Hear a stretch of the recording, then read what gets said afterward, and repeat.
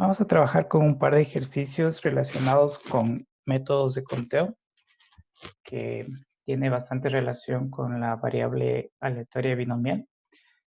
Y un ejercicio que trata sobre la variable aleatoria geométrica y una transformación de variable aleatoria que de alguna forma ese ejercicio se adelanta un poco a lo que vamos a ver con ustedes más adelante. Entonces, para trabajar con el primer ejercicio, vamos a retomar algunos conceptos de los métodos de conteo para arribar hacia un tema en particular que son las pruebas independientes. Las pruebas independientes nos van a servir para modelar algunas características de un sistema de comunicaciones digital. Entonces vamos a recordar algunas ecuaciones y vamos a desmenuzar un poco qué significa las pruebas independientes. Entonces, con ustedes en el ejemplo 1.38 surgía una pregunta, que a esta pregunta aquí nosotros la vamos a responder de dos maneras. La primera a través de un método tradicional que es un poquito largo, y la segunda utilizando las ecuaciones que hemos deducido de los métodos de conteo, y ahí vamos a entender mucho mejor la utilidad de estas ecuaciones y la aplicabilidad que tiene en la teoría de probabilidades. Entonces el ejemplo 1.38 nos decía que nosotros teníamos 5 subexperimentos.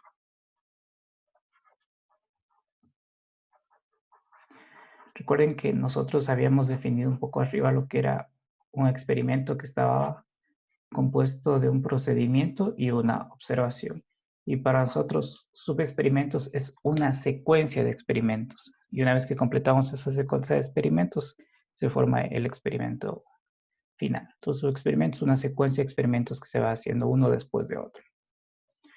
Entonces, tenemos 5 subexperimentos y esos experimentos tienen un espacio de muestras que puede ser 0 y 1. Esto nos va a ayudar a nosotros más adelante cuando trabajemos con cuestiones binarias de modulación, de muestreo, la parte de conversión análogo digital, etc. Entonces, esta va a ser nuestro espacio de muestreo, es decir, que estos 5 subexperimentos o bien observo un 0 o bien observo un 1. Y es un conteo con repetición, es decir, puede aparecer varias veces el 0, puede aparecer varias veces el 1. De este espacio de muestras ese que está indicado aquí. Y la pregunta que vamos a responder de dos formas. Dice, ¿cuántas secuencias hay? La pregunta dice, ¿cuántas secuencias hay? Si recordamos de la materia de señales, nosotros habíamos dicho que a una señal discreta también se le puede conocer como una secuencia. Y como las señales digitales, que están compuestos de ceros y unos, también pueden ser identificadas como señales discretas, también se las conoce como secuencias. Entonces, ustedes observen la palabra secuencia, ya saben que es algo relacionado con el mundo digital o el mundo discreto, que de cierta forma son bastante parecidos. Entonces la pregunta dice, ¿cuántas secuencias hay en la que el 0, aparezca 2 veces?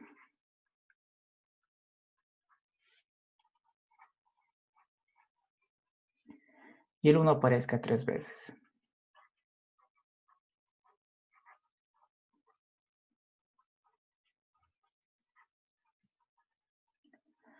Entonces aquí nos va a pedir un número de cuántas secuencias hay. Entonces yo tengo 5 subexperimentos y nosotros podemos decir que al tomar de este espacio de muestras 0 y 1, un posible resultado sería 0, primer subexperimento, el segundo subexperimento 0, el tercero 0, el cuarto 0 y el quinto 0. Este sería un posible resultado de estos 5 subexperimentos que tienen espacio de muestras 0 y 1. Otro posible resultado podría ser que el primer subexperimento me dio un 1, el segundo me dio un 0, el otro me dio un 1, el otro me dio un 1 y el otro me dio un 1. ¿Cuántas de estas secuencias hay? Si ustedes recuerdan, en nuestra ecuación de de conteo decía que yo iba a tener aquí, este era el tamaño del espacio de muestras que para nosotros es, como ustedes pueden ver, el tamaño de este espacio de muestras es igual a 2. Y el número de sus experimentos es igual a 5. Entonces voy a tener en total 32 de estas secuencias que he dibujado aquí, apenas 2 posibles resultados. Si ustedes recuerdan en su curso de lógica matemática o de pronto cuando ya ven electrónica digital, ustedes van a poder construir estas tablas. Estas tablas son sencillas de construir. Si en la primera fila ustedes van alternando cada un bit, acá cada 2 bits, acá cada 4, acá cada 8 y acá cada 16. Estos 32 posibles resultados de estos 5 subexperimentos con espacio de muestras 0 y 1, que ya sabemos que es igual a 32, lo tengo escrito acá en este Excel. Entonces aquí tenemos, como ustedes pueden observar, 32 posibles resultados. 32 posibles resultados. Y la pregunta que dice este ejercicio es, ¿cuántas secuencias hay en las que el 0 aparezca 2 veces? Entonces, el número de veces que aparezca el 0 tiene que ser 2 y el número de veces que aparezca el 1 tiene que ser 3. Noten también que si yo hago la suma de número de veces que aparece el 0 más el número de veces que aparece el 1, este tiene que ser igual a un n que corresponde al número de sus experimentos, que en este caso es 5. Entonces, la primera forma de responder esta pregunta es construyendo las 32 secuencias y buscando cuáles son esas secuencias donde el 0 aparezca 2 veces y el 1 aparezca 3 veces. Entonces vamos a ver qué número nos deriva ese conteo. Entonces vamos acá a la parte de este Excel y vamos a ir contando cuántas secuencias hay. Entonces donde hay una secuencia vamos a colocar una X. Buscamos secuencias donde hayan 2 ceros y 3 unos. Entonces pueden observar que la primera no, la segunda no, la tercera no, la cuarta no, la quinta no, la sexta no, la séptima no. Y en la octava, ustedes observen que existe una secuencia que tiene 2 ceros y 3 unos. Entonces aquí pongámosle una X para al final ver cuántas existen. Aquí no, aquí no, aquí no, aquí no. Y esta secuencia 12 tiene 2 ceros y 3 unos.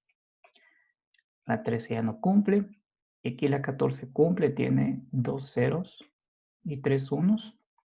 Igual la secuencia 15 tiene 2 ceros y 3 unos.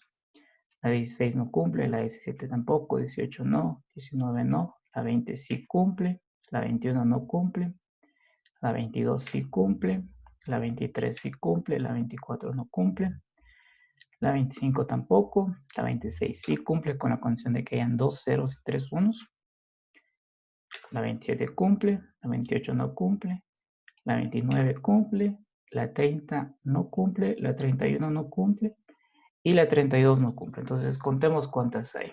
Existe 1, 2, 3, 4, 5, 6, 7, 8, 9 y 10. Regresemos acá, ya sabemos que existen 10 secuencias donde el número de ceros es igual a 2 y el número de unos es igual a 3 en una secuencia donde corresponde a 5 subexperimentos. Como ustedes pueden observar, llegar a esta respuesta es un poco larga porque debería construir la tabla e ir buscando uno por uno por uno. Y en el caso especial de que no me cometa ningún error, yo puedo llegar al resultado del conteo correcto.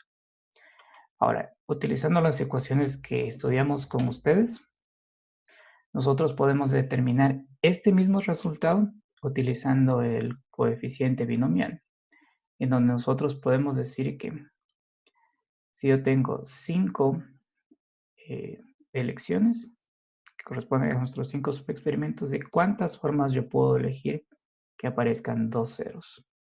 Y si nosotros realizamos este coeficiente binomial, tendría aquí 5 factorial sobre 2 factorial, 5 menos 2 factorial.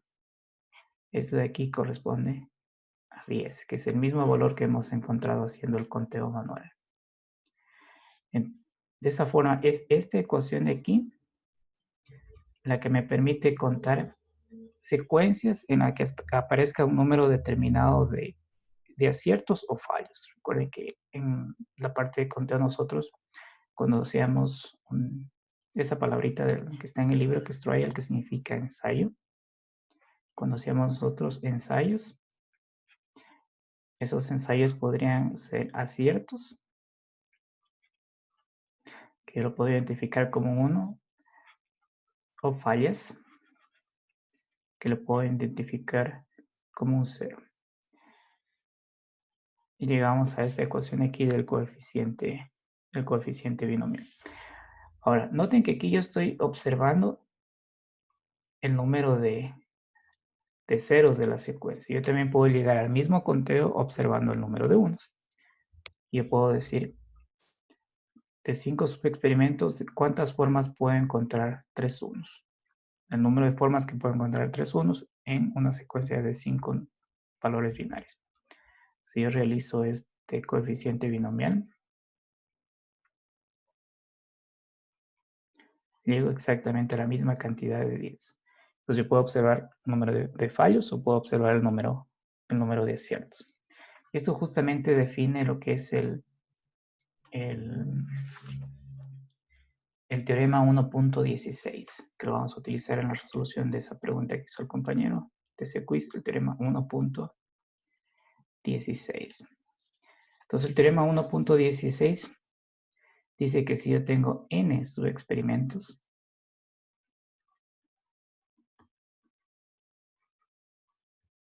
n subexperimentos, que en el caso del ejemplo eran 5 subexperimentos,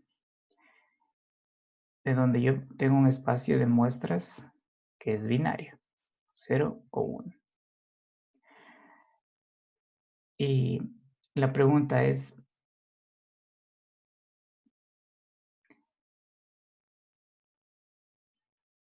¿cuántas veces aparece el 0? Que para nosotros va a ser este n sub 0. ¿Cuántas veces aparece el 0? Para nosotros es cuántas secuencias de esos subexperimentos van a tener un número de ceros que va a ser igual a n sub 0. Y eso lo vamos a calcular con el coeficiente binomial. Y la pregunta de cuántas veces aparece el 1, que va a ser etiquetado como n sub 1, el número de veces que aparece el 1, vamos a encontrar con este coeficiente binomial. De cualquiera de las dos formas podemos llegar al mismo resultado. Entonces, esta ecuación aquí nos va a servir a nosotros para determinar ciertas probabilidades, porque yo necesito saber de cuántas formas yo puedo llegar a un resultado particular y luego sumar esas probabilidades para determinar la probabilidad de que ocurra un cierto evento. Este coeficiente binomial, con ustedes ya lo trabajamos en la parte de la variable aleatoria de Bernoulli, que tiene mucho que ver con el ejemplo que nosotros vamos a realizar aquí. Entonces ya tenemos estas ecuaciones y vamos a ver un concepto que se conoce como las pruebas independientes.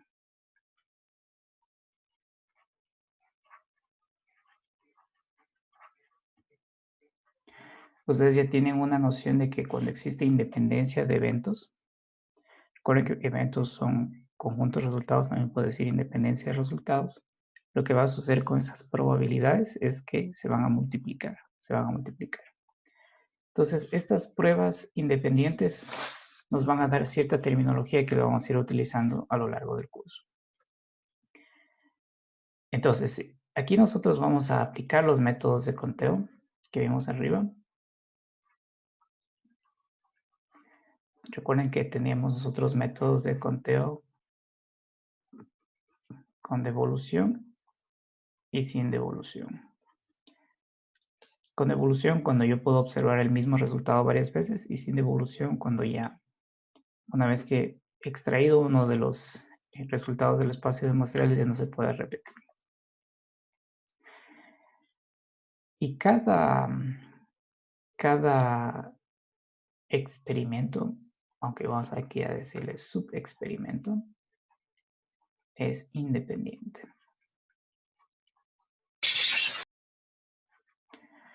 Hagamos un pequeñísimo ejemplo de esto de aquí. Vamos a suponer que voy a considerar 3 bits. Y vamos a colocar aquí esos 3 bits.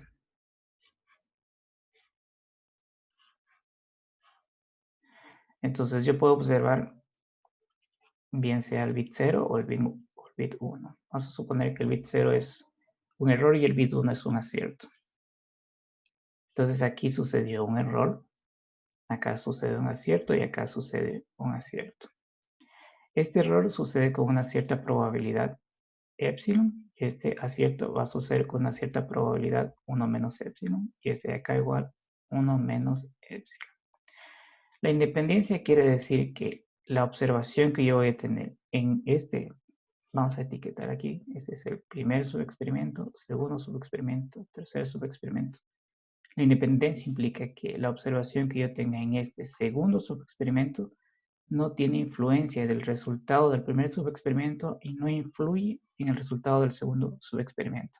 Esa es la idea de la independencia en estas pruebas que vamos a analizar aquí.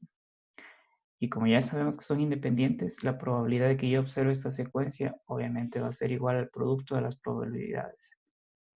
La probabilidad de que observe un 0 veces la probabilidad de que observe un 1 multiplicada por la probabilidad de que observe un 1. Entonces, esta palabra de aquí es clave, independencia de estos subexperimentos que voy a tener aquí. Y al ser independientes, esas probabilidades se van a multiplicar. Eso es lo que nos vamos a encontrar. Ahora, en estas pruebas independientes nosotros vamos a tener una terminología que va a ser relacionada con los resultados. Si volvemos a esa definición de experimento que teníamos hace unos días, el experimento estaba compuesto de procedimiento y observación. Y esa observación justamente es un resultado. Entonces, en estos resultados de estas pruebas independientes voy a tener una parte que la voy a denominar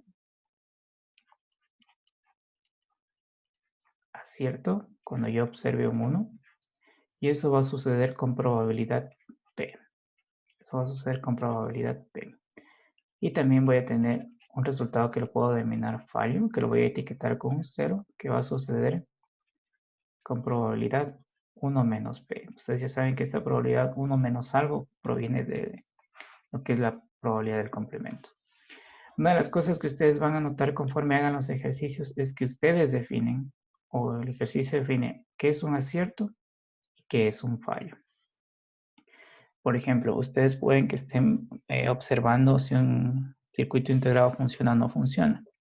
Ustedes pueden determinarlo a un acierto el observar que el circuito falla. Es un poco contradictoria esta parte de aquí, pero es el ejercicio o ustedes los que definen a qué le llaman acierto y a qué le llaman fallo. Supongamos que usted está analizando las notas finales de un curso y cada vez que encuentre que un estudiante ha reprobado, a eso usted le va a llamar un acierto, porque está interesado en observar el número de veces o el número de estudiantes que han reprobado. Entonces, acierto o fallo no tiene nada que ver con que un circuito funcione o no funcione, o que un qubit llegue errado o llegue correctamente al receptor. Es una etiqueta que ustedes colocan dependiendo qué es lo que quieren observar. Eso es correspondiente a esta terminología. Entonces, los aciertos los vamos a etiquetar con el 1 y los fallos con el 0.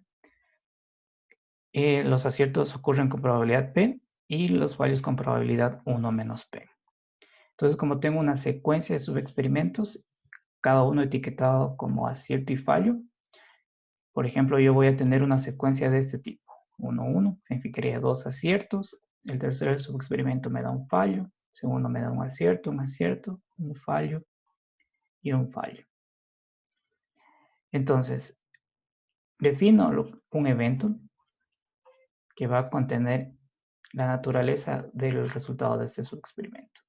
Entonces, a este evento yo le voy a llamar evento S, que va a estar etiquetado como n sub 0, que va a ser el número de fallos, coma n sub 1, el número de aciertos.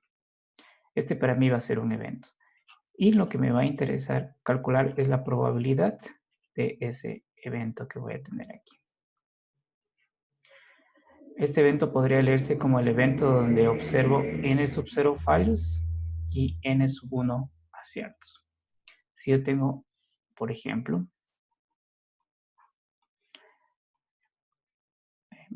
escribamos antes que tengo 6 subexperimentos, que son ensayos independientes. Por ejemplo, yo tengo lo siguiente. Ustedes pueden observar que aquí tengo ¿cuántos aciertos? Tengo 4 aciertos. Entonces, el número de unos o de aciertos va a valer 4. Y aquí tengo 2 fallos. El número de fallos va a valer 2. Y como ustedes pueden observar, n sub 1 más n sub 2 es igual a n, que corresponde al número de subexperimentos, que en este caso es 6. Entonces, esta observación de aquí corresponde al evento S sub 2, 4. Entonces ya pueden observar cuál es la relación que tiene con este evento genérico que he puesto aquí. Y lo que me va a interesar calcular es cuál es la probabilidad de este evento de aquí, que podría leerse: ¿cuál es la probabilidad de que tenga en 6 subexperimentos 4 aciertos y 2 fallos? Eso es lo que me va a interesar calcular. Y aquí es donde va a entrar en juego y aplicación lo que son nuestros métodos de conteo. Entonces hagamos un ejemplo de eso de aquí. Eso corresponde al ejemplo 1.39. 1.39. Entonces en este ejemplo de aquí nos pregunta cuál es la probabilidad de que yo tenga 2 fallos y 3 aciertos en 5 pruebas independientes.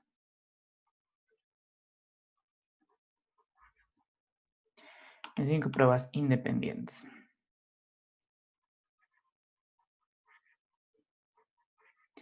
Entonces ustedes pueden observar que si yo hago 2 más 3, que es el número de fallos y el número de aciertos, tiene que ser igual a este n, que es el número de pruebas independientes. Entonces yo quiero saber cuál es la probabilidad de que tenga 2 fallos y 3 aciertos en 5 pruebas independientes con probabilidad de acierto igual a P minúscula, con probabilidad de acierto igual a P minúscula. Entonces, esta secuencia que está aquí, que corresponde a este, no se olviden que lo que está dentro de la función de probabilidad es un evento. Nosotros siempre nos vamos a encargar de encontrar probabilidades de eventos. Entonces, el evento donde tengo 2 fallos y 3 aciertos corresponde justamente a los valores que nosotros encontramos acá. Ustedes pueden ver que aquí tengo 2 ceros que corresponden a 2 fallos, 3 aciertos. Igual acá. 2 fallos, 3 aciertos, 2 fallos, 3 aciertos. Entonces ya sabemos que son 10 secuencias que corresponden al número de resultados que tiene este evento en particular que estoy buscando calcular la probabilidad. Entonces vamos a tomar un posible resultado, que sería este de aquí: 0, 0. Aquí tengo mis 2 fallos y aquí tengo mis 3 aciertos. El ejercicio me dice que la probabilidad de acierto es P. Entonces la probabilidad de que yo obtenga este 1 es P, la probabilidad de que obtenga este 1 es P, la probabilidad de que obtenga este 1 es P, la probabilidad de que obtenga este 1 de aquí es P. La probabilidad de que obtenga este fallo 0 de aquí es 1 menos P. Y la probabilidad de que obtenga este fallo de aquí es 1 menos P. Dado que son pruebas independientes, yo ya sé que esas probabilidades se van a multiplicar. Es decir, que esta probabilidad se multiplica, se multiplica, se multiplica, se multiplica, se multiplica. ¿Y esto es igual a cuánto? A ver, aquí me he equivocado. He contado de más. Este de aquí lo podemos ir eliminando. Entonces ahí voy a tener los 5 subexperimentos.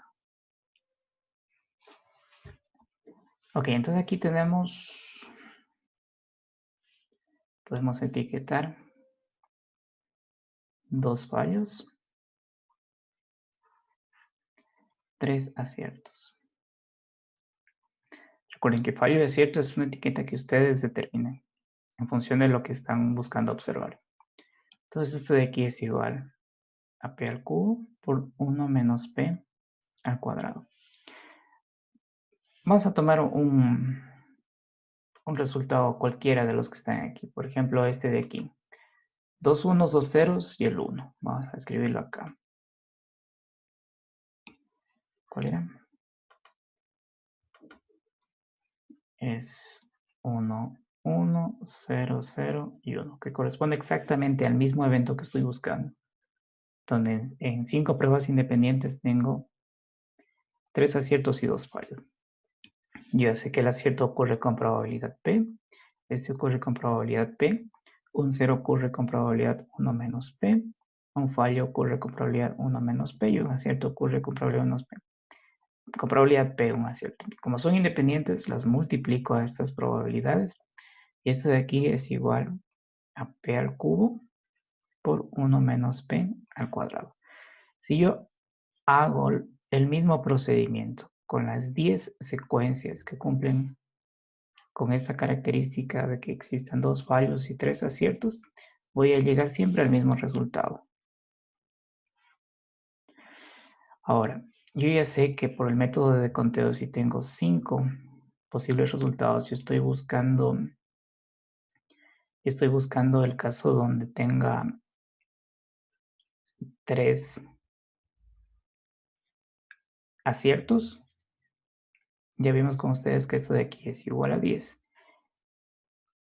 que corresponde justamente al número de secuencias de las 32 que cumplen con esa característica del evento de ser 2 fallos, 3 aciertos. Entonces, aquí está. Entonces yo voy a tener 10 de estas probabilidades de aquí. Entonces, si yo lo hiciera de una forma un poco extensa, diría que la probabilidad de el evento de C sub 2, 3 sería P al cubo, 1 menos P cuadrado, que correspondería a esta secuencia, más, ¿por qué sumo aquí? Sumo porque para llegar a este resultado en particular, y a este resultado en particular, si lo vemos desde una perspectiva de un árbol de probabilidades, recuerden que en los árboles de probabilidades se iba multiplicando las probabilidades de los ramales para llegar a un cierto nodo. Y cada uno de esos nodos eran resultados mutuamente excluyentes. Por ejemplo, si yo observo la secuencia 0, 0, 1, 1, 1, hace que esta secuencia 1, 1, 0, 0, 1 ya no suceda. Entonces, puedo decir que son resultados mutuamente excluyentes. Al ser mutuamente excluyentes, ¿qué pasa con esas probabilidades? Esas probabilidades se van a sumar. Por eso es que aquí yo sumo esas probabilidades. Entonces, esta probabilidad de este, más la probabilidad de este de aquí, que es P cubo, 1 menos P cuadrado, más P cubo, 1 menos P cuadrado. Y esto de aquí lo tendría que hacer 10 veces, porque existen 10 secuencias que cumplen con esta condición. Sin embargo, ustedes pueden observar que ese número de secuencias ya me lo da este coeficiente binomial. Entonces, en lugar de hacer toda esta suma de estos 10 elementos, yo lo puedo simplificar y lo puedo escribir así.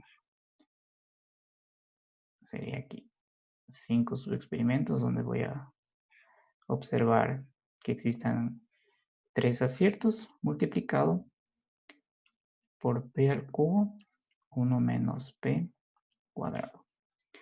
Y con esto ya puedo encontrar la probabilidad del evento donde existen 2 fallas, 3 aciertos.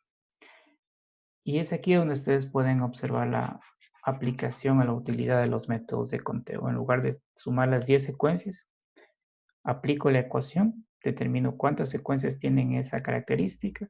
Como ya sé que son pruebas independientes, multiplico las probabilidades de cada uno de los resultados dentro de cada secuencia que cumple con esa característica de haber 2 fallos, 3 aciertos y las sumo. Ahora noten que esta multiplicación de aquí viene por lo que son pruebas o ensayos independientes. Aquí también estoy multiplicando en esta parte de aquí, pero sin embargo, ya vimos que en realidad es una suma, que es la suma que está indicada aquí. Y esa suma viene de la idea que nosotros conversamos hace unos días, de que cuando son resultados mutuamente excluyentes, yo tengo que sumar las probabilidades. Tengo que sumar las probabilidades. Entonces ya tengo esta ecuación que me permite calcular la probabilidad de que tenga este evento de aquí. Si por ejemplo a esta probabilidad le decimos que es 0.7, ya podríamos obtener un valor numérico de la probabilidad de este evento que hemos encontrado a través de los métodos de conteo.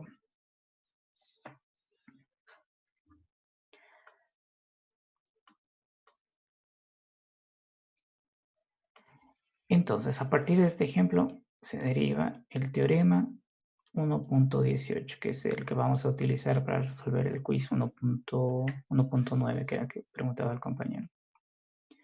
Entonces, este teorema dice que la probabilidad de que una secuencia de subexperimentos yo observe un cierto número de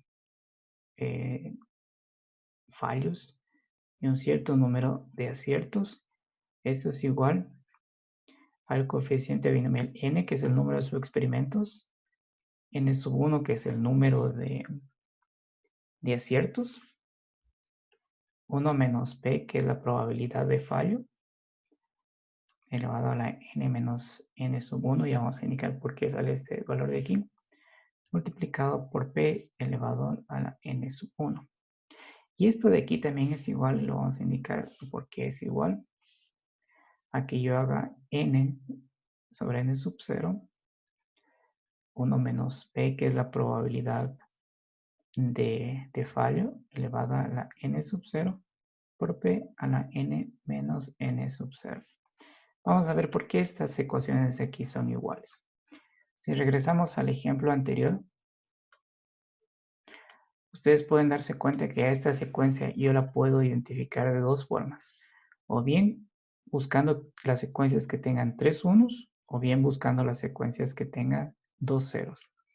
Es decir, yo puedo arribar al mismo resultado calculando la probabilidad de que hayan 3 aciertos en 5 pruebas independientes, o la probabilidad de que hayan 2 fallos en 5 pruebas independientes. Si nosotros hacemos, por ejemplo, y lo vamos a mostrar aquí, sin el coeficiente binomial de 5,3, vamos a ver que es igual al coeficiente binomial de 5,2. También vamos a mostrar en un simulador que si yo tengo, por ejemplo, el coeficiente binomial de 10,7, esto es igual al coeficiente binomial de 10,3, que corresponde a esta parte de la ecuación que está aquí en la igualdad.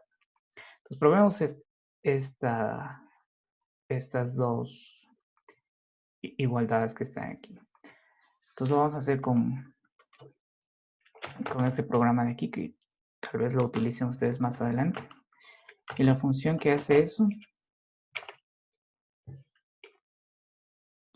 es esta de aquí. Entonces decíamos que 5,2 tiene que ser igual a 5,3. Y ustedes pueden notar ahí que es justamente igual a 10. Y también decíamos que 17, vamos a hacerlo, por ejemplo, 16, sale 210, es igual a 10,4, 210. Entonces hemos mostrado, bueno, ustedes pueden combinar varios valores y van a llegar exactamente al mismo resultado. Entonces este de aquí corresponde justamente a este de acá. Recuerden que el n sub 1 para nosotros es el n menos n sub 0. Y el n sub 0 es n menos n sub 1. Porque n es igual al número de fallos más el número de aciertos. De esa misma forma, ustedes pueden observar que aquí tengo n menos n sub 1. Entonces, este sería n sub 0, como ustedes pueden observar aquí. Y ese de aquí, n menos n sub 0, correspondería al n sub 1. Entonces, aquí formalmente tendría p elevada a la n1, que es lo que tengo acá. Y acá tengo 1 menos p elevada a la n sub 0, que es justamente lo que tengo acá. 1 menos p elevada a la n sub 0. Entonces yo puedo encontrar la probabilidad de ese evento o bien observando el número de fallos o bien observando el número de aciertos. Y eso se da justamente porque mi espacio de muestras es binario. Es decir, yo puedo estar interesado en buscar en 10 pruebas independientes secuenciales 3 fallos y llego a una probabilidad. Y voy a llegar al mismo camino si busco 7 aciertos. Y esas ecuaciones que están ahí nos indican justamente que puedo hacerlo de las dos maneras. Puedo hacerla de esas dos maneras. Entonces, vamos a, ya con esta teoría de aquí, vamos a resolver ese quiz. Pero, Una pregunta. diga. Pero ¿por qué, digamos, yo sí me di cuenta que son iguales, pero, digamos, no entendí muy bien por qué, digamos, si es diferente, digamos, 5-3, 5-2, sigue siendo igual, eso no entendí muy bien. ¿Por qué sucede esta magia de aquí? Sí. Ya, vamos a hacerlo aquí un poquito más desmenuzado. Entonces, yo estoy diciendo que n sobre n sub 0 es igual a n sobre n sub 1, ¿cierto? Como ya sabemos que n sub 1 es igual a n menos n sub 0, voy a reemplazarlo aquí, en esta partecita de aquí. Entonces voy a tener aquí n sobre n menos n sub 0. Y aquí aplico la definición del coeficiente binomial. Si nosotros recordamos el coeficiente binomial nk, decía que n factorial sobre k factorial, n menos k factorial. Ese lo vamos a aplicar aquí. Entonces esto de aquí es igual a n factorial sobre n menos n sub 0 factorial. Y aquí voy a tener la diferencia factorial. Entonces voy a tener n menos n más n sub 0 factorial. Y esto es igual a n factorial sobre. Si yo realizo esta parte que está aquí, me va a quedar ¿cuánto? Si estos dos de aquí se eliminan, voy a tener n sub 0 factorial por n menos n sub 0 factorial. Entonces, observo el resultado al que he llegado partiendo de aquí. Si yo resuelvo este coeficiente binomial utilizando la ecuación que está arriba, voy a llegar a n factorial sobre n sub 0 factorial, n menos n sub 0 factorial. Y tú puedes observar que estas dos ecuaciones de aquí son exactamente la misma. Esa igualdad se da justamente por que yo puedo definir que n es el número de aciertos más el número de fallos. Entonces aquí está probado que es la misma. Tú puedes observar que este 3 de aquí es justamente 10 menos 7. Por ejemplo, si es que tuviéramos nosotros este coeficiente binomial, 14, 3. ¿A qué coeficiente binomial de acá sería igual?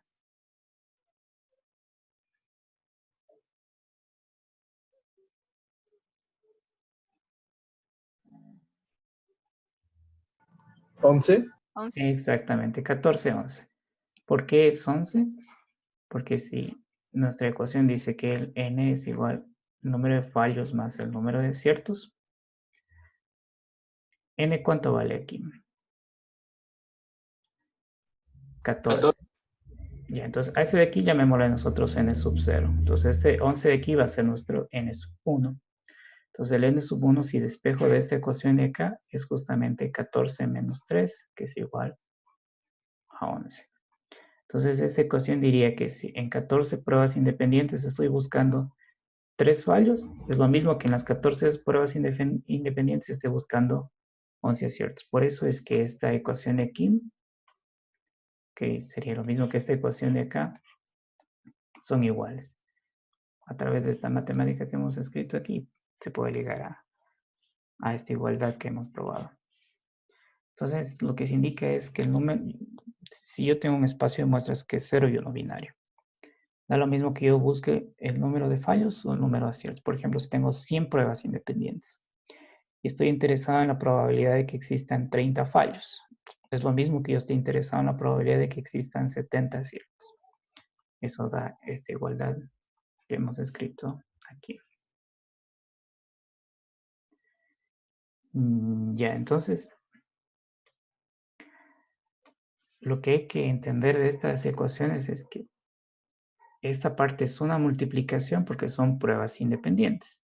Y este coeficiente binomial que aquí aparece multiplicado, en realidad es una suma de resultados que son mutuamente excluyentes. Recuerden esa parte del tercer axioma de probabilidad decía justamente eso, que cuando tengo eventos que son mutuamente excluyentes, que significa que si sucede un resultado ya no pueden suceder los demás. Para encontrar la probabilidad de esa unión de esos eventos mutuamente excluyentes tenía que sumar las probabilidades. Entonces aquí están mezclados esos dos términos de producto y suma de probabilidades. Multiplico cuando son independientes las probabilidades y sumo cuando esos eventos son mutuamente excluyentes, Entonces, esta ecuación de aquí la vamos a utilizar en el quiz más adelante. Pero como ya son 40 minutos, ustedes deben estar un poquito agotados. Vamos a hacer la primera pausa de 15 minutos y vamos ya a resolver ese par de ejercicios y explicar a detalle cada uno de los pasos. Los 15 minutos y continuamos.